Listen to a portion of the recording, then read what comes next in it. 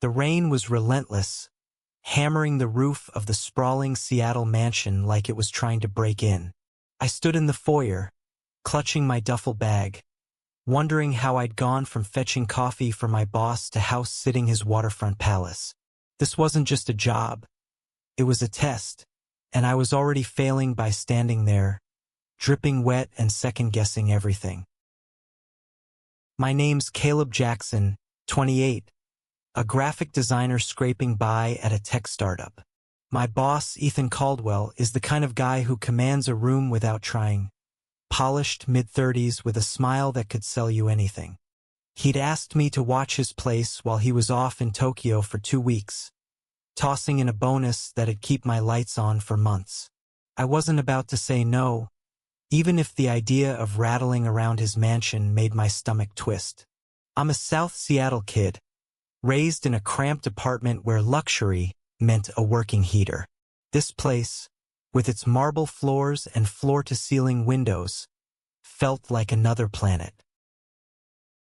I dropped my bag and wandered into the living room, where the Puget Sound sparkled under a rare break in the clouds.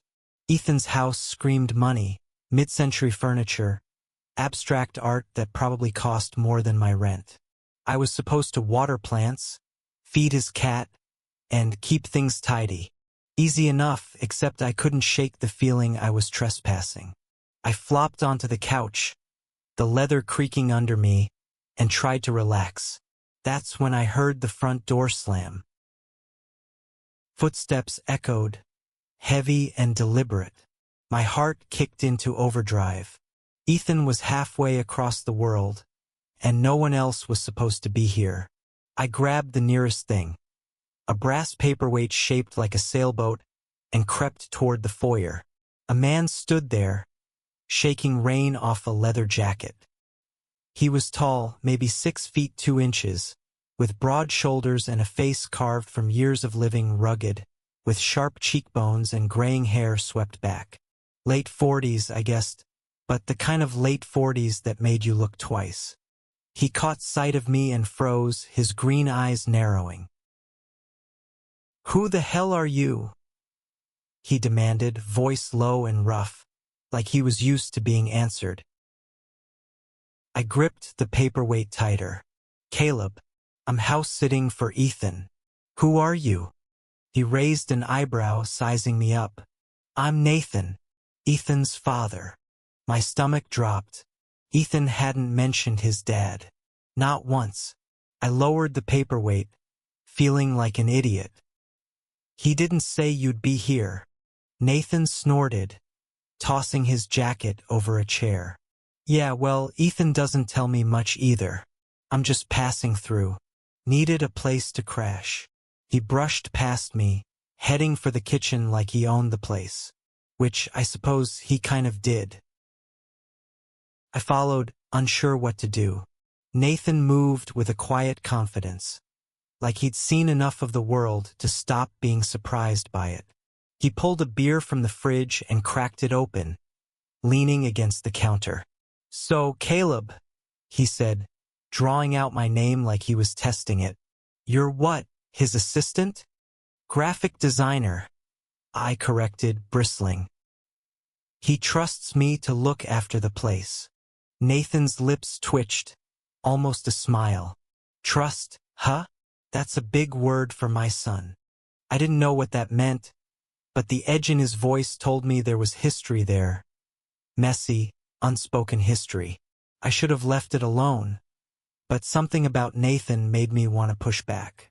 "You don't sound like you're here to water the plants." He laughed, a short, gravelly sound. "No. I'm here because I got nowhere else to go right now." He took a long pull from the beer, his eyes never leaving mine. There was something raw in that look, something that made my pulse jump in a way I didn't expect. Over the next few hours, I tried to stick to my routine, watering the ferns, feeding the cat, a smug tabby named Gatsby. But Nathan was everywhere. He sprawled on the couch, flipping through Ethan's vinyl collection.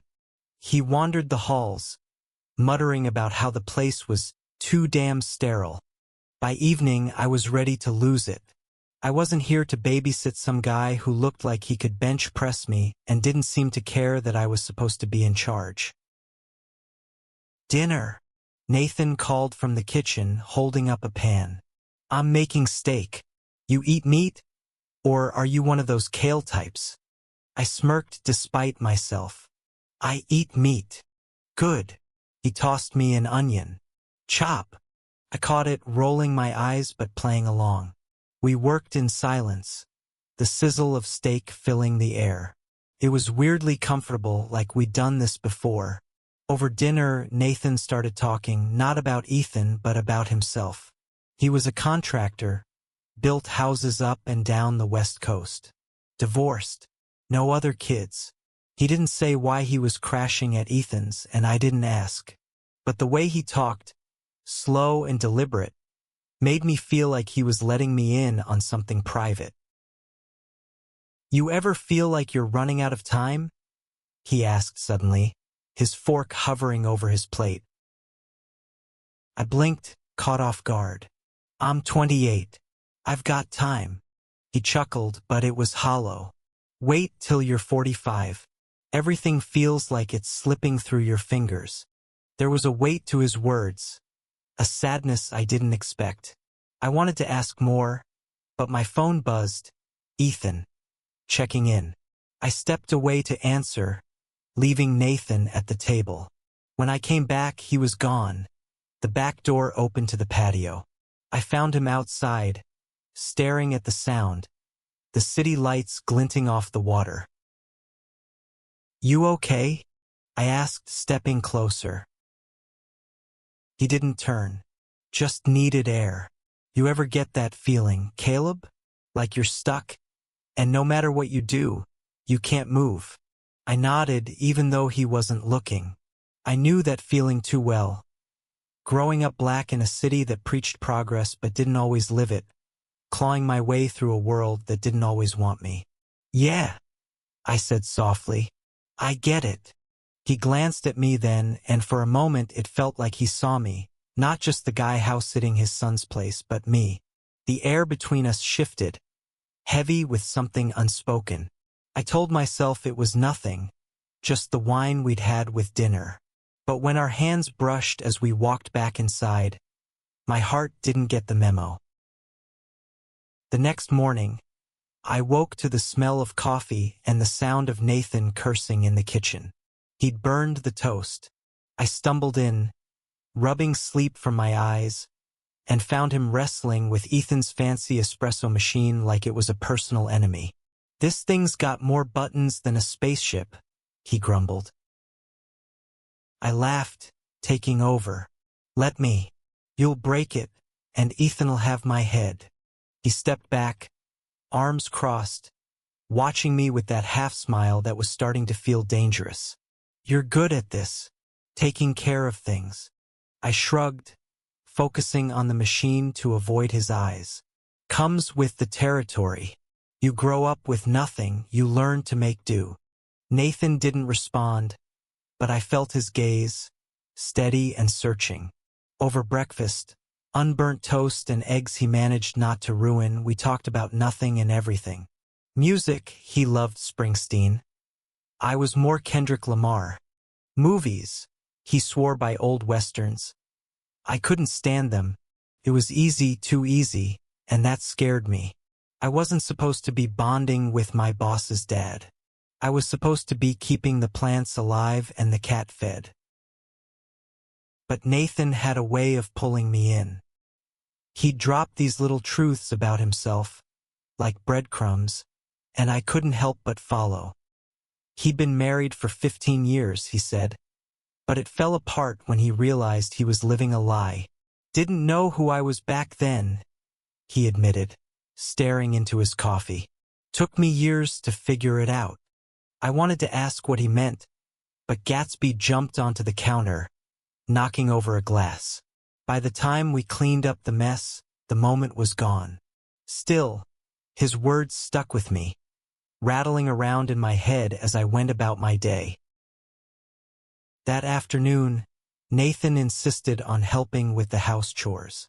We pruned the garden, him wielding clippers like a pro while I fumbled with the roses. "You're hopeless," he teased, brushing dirt off my cheek. His fingers lingered a second too long, and I froze, my breath catching. He pulled back, clearing his throat, and we didn't talk about it. But the air was charged now, every glance a little heavier, every accidental touch a spark. By evening, we were back in the living room, a bottle of wine between us. The rain had started again, a soft patter against the windows. Nathan was telling me about a house he'd built in Oregon, his hands moving as he described the beams, the view, the way it felt to create something lasting. I was half listening, too caught up in the way his eyes lit up, the way his voice softened when he talked about something he loved. "You're staring," he said suddenly, catching me off guard. I flushed, looking away. "Sorry. Just you're different when you talk about your work." He leaned closer, his voice low. "Different how?" "Alive?" I said before I could stop myself. "Like you're not carrying the world on your shoulders." He didn't laugh this time. He just looked at me, his eyes searching mine, and I felt it again, that pull, like gravity. I told myself to move, to break the spell, but I didn't. Neither did he. Our knees brushed under the table, and neither of us pulled away. Then my phone rang. Ethan again. I cursed under my breath and answered, stepping into the hall. He was checking in, asking about the house, the cat, the plants. I gave him the rundown, my voice clipped, wishing he'd hang up so I could get back to whatever this was. When I returned, Nathan was on the patio again, staring at the rain. "You and Ethan," he said without turning. "You close." "He's my boss," I said, joining him. "That's it."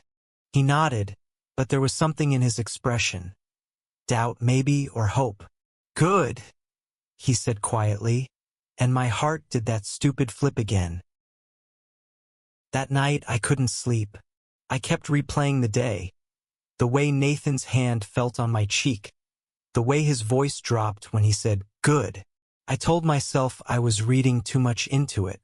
He was 45 straight, my boss's dad. This was a job, not a rom-com. But when I finally drifted off, I dreamed of green eyes and calloused hands, and I woke up knowing I was in trouble. The next few days were a dance, careful, deliberate, but charged with something neither of us would name. Nathan stayed, claiming he needed to sort some things out. I didn't press. I was too busy trying to keep my head straight while he was everywhere. Fixing a leaky faucet, rearranging Ethan's bookshelves, making me laugh over stupid stories from his contracting days. He was like a storm, shaking up the quiet routine I'd planned. One morning, I found him in the garage, tinkering with an old motorcycle Ethan kept as a project. He was shirtless, grease smeared on his arms, and I nearly dropped the coffee I was carrying. "You gonna help or just stare?" he called, smirking. I rolled my eyes, setting the mug down. "Didn't know you were a mechanic too."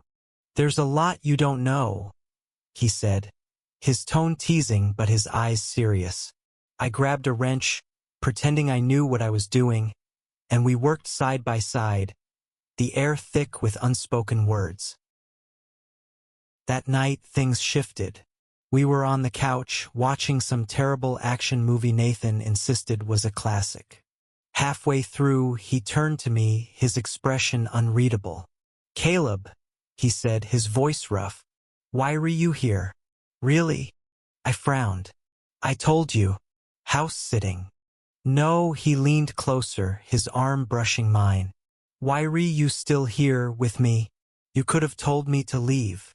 I swallowed, my throat dry. "Maybe I didn't want you to." The words hung between us, heavy and true. He didn't move, didn't speak, but his eyes said everything. Slowly, He reached out, his hand cupping my face. My heart pounded as he leaned in, his lips brushing mine. Tentative at first, then hungry, like he'd been holding back for days. I kissed him back, my hands finding his shoulders, the world narrowing to the heat of his mouth, the roughness of his stubble. We pulled apart, breathless. "This is a bad idea," he murmured, but he didn't let go. "Probably," I agreed, my voice shaky, "but I don't care." He laughed, soft and low, and kissed me again. It was reckless, messy, perfect. But when we finally broke apart, reality crashed in. He was Ethan's dad. I was Ethan's employee. This wasn't just complicated, it was a minefield. The next morning, Nathan was quieter, distant. I caught him staring at his phone, his jaw tight. "Everything okay?" I asked, trying to keep my voice light. He hesitated. "Got a call from an old friend. Needs me back in Portland. Job went south." "You're leaving?" My chest tightened. "Not yet," he said, but his eyes were guarded.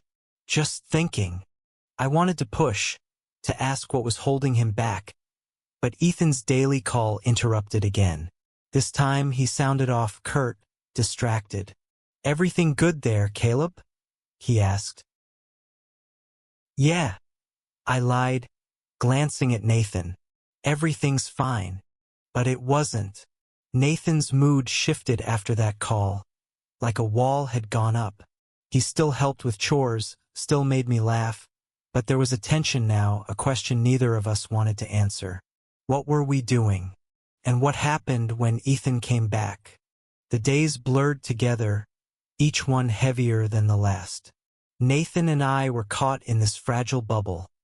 Stolen kisses in the kitchen, quiet nights on the couch, his hand finding mine in the dark.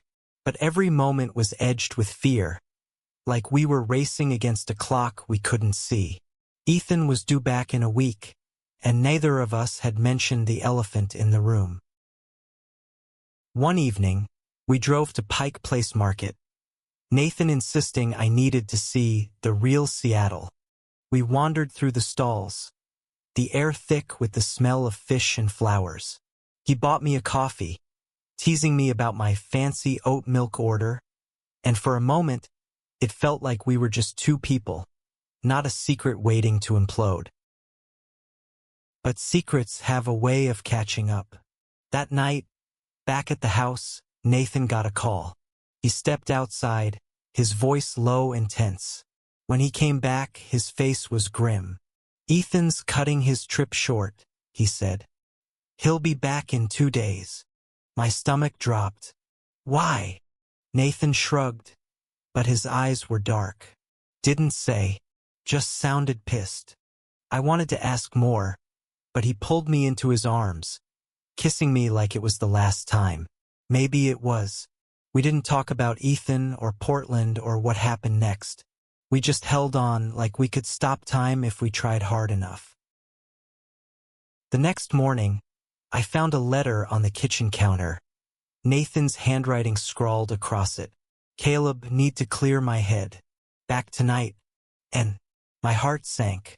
I spent the day pacing, feeding Gatsby, trying not to spiral. When Nathan returned, he looked exhausted, like he'd been fighting a war with himself. "We need to talk," he said, sitting me down. It's not simple." "I know," I said, my voice barely above a whisper. "But it's real." He looked at me, his eyes raw. "I've spent my life running from what I want. When I was married, I thought I could be someone I wasn't. Thought I could bury it. But then I met you," and he trailed off, shaking his head. "I'm too old for you, Caleb, and I'm Ethan's dad. This could ruin everything." "It won't," I said, desperate. "We'll figure it out." But he wasn't convinced. "You don't know Ethan like I do. He doesn't forgive easy." I wanted to argue, to tell him we could face it together, but the doubt in his eyes stopped me. For the first time, I wondered if I was fighting for something that couldn't last. Ethan came back the next day, earlier than expected. I was in the kitchen, feeding Gatsby, when he walked in, his suitcase thudding against the floor. He looked tired, his usual polish replaced by something harder, sharper. "Caleb," he said, his voice clipped. "Where's my dad?" I froze, my heart pounding. "Out. Said he'd be back tonight." Ethan's eyes narrowed, like he could see right through me. "You two get along?" I nodded, my throat dry. "Yeah, he's been helping out." He didn't respond, just headed upstairs. I felt like I was drowning, caught between the man I was falling for and the boss who held my future in his hands. Nathan came back that evening, and the tension in the house was suffocating. Ethan barely acknowledged him, his questions short and cold. Nathan answered in monosyllables, his eyes flicking to me when he thought Ethan wasn't looking. That night, I couldn't take it anymore. I found Nathan on the patio, the city lights glinting in the distance. "What's going on with you and Ethan?" I demanded. "Why's he acting like this?" Nathan sighed, running a hand through his hair. "He knows," he said quietly.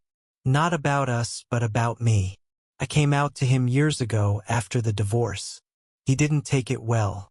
Said I was a liar, that I'd ruined his life." My chest ached. "That's not fair." "Doesn't matter," Nathan said. "He's my kid. I'd do anything for him. Even if it means he didn't finish, but I knew what he meant. Even if it meant letting me go." I stepped closer, my voice trembling. "Don't do this. Don't walk away because of him." "Caleb," he said, his voice breaking, "you deserve better than a guy who's still figuring himself out." I kissed him then, fierce and desperate, pouring everything I felt into it. He kissed me back, but it felt like goodbye. When we pulled apart, his eyes were wet. "I'm sorry," he whispered. The next morning, he was gone. No note, no explanation, just an empty guest room and a hole in my chest. Ethan didn't mention him, and I didn't ask. I finished the house-sitting job, packed my bag, and left. But I couldn't shake Nathan. The way he'd made me feel seen, alive, like I was more than just a kid from South Seattle. Weeks later, a letter arrived at my apartment. Nathan's handwriting. "Caleb, I was a coward, but you showed me what it means to be brave. I'm in Portland, starting over. If you ever want to find me, I'm here." And I sat there, holding the letter, my heart torn between anger and hope. I didn't know if I'd go to Portland, if I'd ever see him again. But I knew one thing. Love, real love, doesn't come with guarantees. It's messy, painful, and worth every second. And for the first time in my life, I wasn't afraid to chase it.